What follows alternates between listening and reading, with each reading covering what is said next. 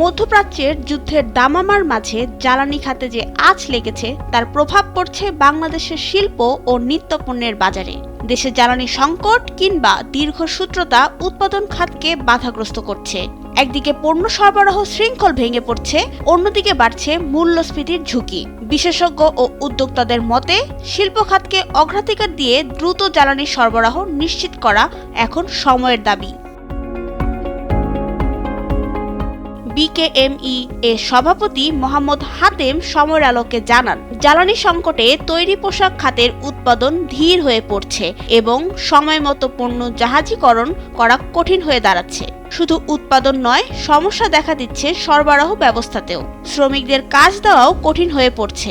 এই অবস্থায় মোহাম্মদ হাতেম সরকারের দৃষ্টি আকর্ষণ করে বলেছেন, শিল্প খাত বিশেষ করে রপ্তানিমুখী গার্মেন্টস শিল্পের জন্য জ্বালানি তেলের বিশেষ বরাদ্দ নিশ্চিত করা জরুরি।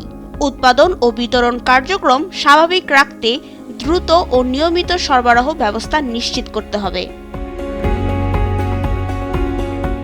সরকারের দিচ্ছি না দিব না মানসিকতার কথা উল্লেখ করে বাংলাদেশ প্রকৌশল বিশ্ববিদ্যালয়ের সাবেক শিক্ষক, জ্বালানি ও টেকসই উন্নয়ন বিশেষজ্ঞ অধ্যাপক ডক্টর ইজাজ হোসেন বলেন, ইন্ডাস্ট্রি যেন তাদের সক্ষমতা অনুযায়ী কাজ করতে পারে, সেজন্য অবশ্যই চাহিদা মতো ফুয়েল সাপ্লাই দিতে হবে।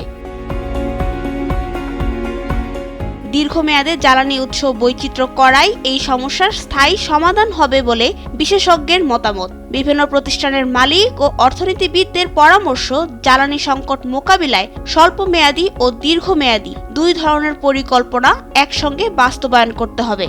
তাহলেই স্থিতিশীলতা বজায় রাখা সম্ভব হবে। নাবিলা রহিম, সময়ের আলো।